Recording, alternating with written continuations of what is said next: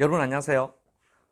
추상표현주의, 액션 페인팅, 그리고 드리핑 기법, 이것은 현대 추상표현주의의 대가인 잭슨 폴록을 지칭하는 핵심 키워드입니다.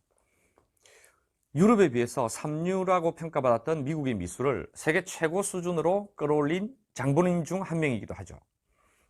지금도 거의 그 그림을 보면 이게 무슨 그림이야 라는 그런 생각이 드는데 1950년대에는 오죽했을까 싶습니다. 이렇듯 추상표현주의가 탄생하게 된 배경은 제2차 세계대전이 끝나고 패권 국가의 지위를 더욱 굳힌 미국이 유럽 중심의 미술을 미국 중심의 새로운 장르로 만들고자 하는 의지의 표현이라고 할 수 있습니다. 미국을 상징하는 단어는 자유입니다. 유럽에 비해서 역사가 미천한 미국은 미술의 역사도 당연히 없는 것이죠.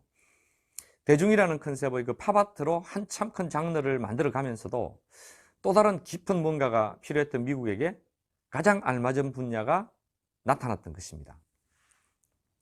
유럽의 그 르네상스, 인상파, 또 큐비즘에서와 같이 어떤 형태를 그리는 것도 아니고 그냥 자기 마음대로 그 어떤 것에도 구속되지 않고 물감을 뿌리거나 또 떨어뜨리고 또 사람 몸에 묻혀가지고 뒹굴게 하면서 만들어지는 그러한 작품들이 잭슨 폴록으로부터 나온 것입니다. 잭슨 폴록은 추상 중에서도 가장 깊이 또 가장 활발하게 또 가장 모험적으로 심오한 내면의 세계를 표현하고 있습니다. 사실 작가가 설명하기 전에는 그 어떤 평론가도 감히 이제 근접할 수 없는 그런 아우라를 갖고 있는 것이죠. 대장르는 언제나 수많은 추종자가 있습니다. 그래서 그 뿌리를 이제 찾아 올라가 보면 가장 먼저 시도한 대가가 나오는데 잭슨 폴록이 바로 그러합니다. 하지만 작품값이 올라가지 못했거나 비슷하게 그리는 수많은 추종자가 없었더라면 그냥 정신병 걸린 화가가 그린 그런 그림이라는 소리를 들었을지도 모릅니다. 이렇게 이상한 그림을 그 많은 추종자들이 처음부터 따라서 비슷하게 그렸을까요? 추상표현주의가 도대체 뭔지를 알지도 못했고 아무리 뛰어나다는 미술 엘리트들이 설명조차 할 수 없었던 이러한 그림들을 많은 추종자들이 따라서 그린 데는 아주 중요한 이유가 있었습니다. 그리고 그것은 바로 그러한 것이 돈이 된다는 것이죠. 물론 자유를 표현하는 당시의 그 시대 상황을 담은 표현이기도 했지만 잭슨 폴록의 작품이 유명하게 된 결정적인 이유는 당시 무명인 잭슨 폴록의 수많은 작품들을 패기 구겐하임이라는 사람이 정성을 다해서 수집을 하고 또 전시를 열었고 또 좋은 컬렉터들을 연결시켜 주었기 때문입니다.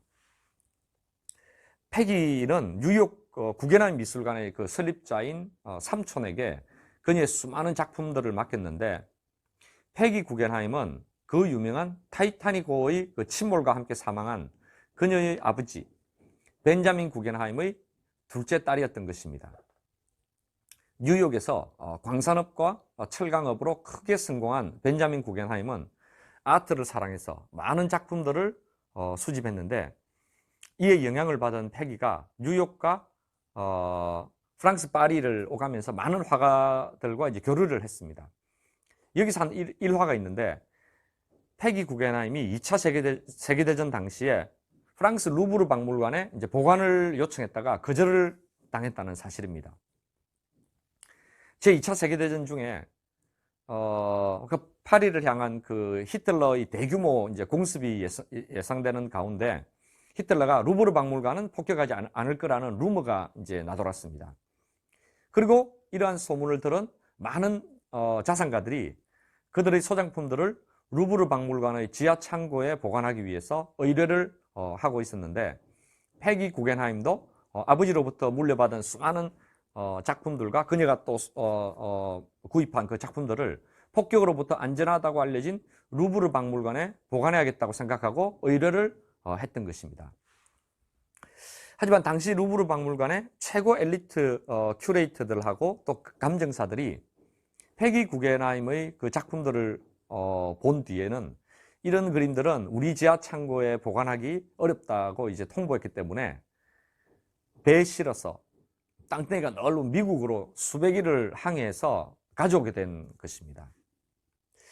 오늘날 세계 곳곳에 있는 최고의 미술관인 구겐하임 미술관은 이렇게 패기 구겐하임과 연결되어 있습니다. 패기의 아버지 벤자민은 그 유명한 타이타닉호의 침몰 당시에 1등석에 탔다가 사망한 가장 부유한 재벌 중 한 명이었습니다. 동양의 서예각기도 하고 또 물감들이 마구 또 뿌려져 있는 이러한 그림들이 오늘날 현대 추상표현주의의 대표적인 작품 장르가 되었던 것입니다.